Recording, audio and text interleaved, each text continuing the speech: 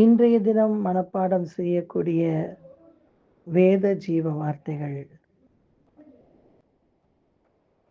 தேவனுடைய சமாதானத்தை குறிக்கிறது. சங்கீதம் 29ஆம் அதிகாரம் 11ஆம் ஜீவ வார்த்தைகள். கர்த்தர் தமது ஜனத்திற்கு பலன் கொடுப்பார். கர்த்தர் தமது ஜனத்திற்கு சமாதானம் அருளி அவர்களை ஆசீர்வதிப்பார். ஏசாயா 9ஆம் அதிகாரம் ஜீவ வார்த்தை 6. நமக்கு ஒரு பாலகன் பிறந்தார், நமக்கு ஒரு குமாரன் கொடுக்கப்பட்டார். கர்த்தத்துவம் அவர் தோளின் மேல் இருக்கும்.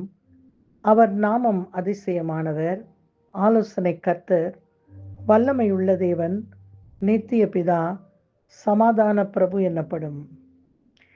யோவான் 14:24ஆம் ஜீவ வார்த்தை.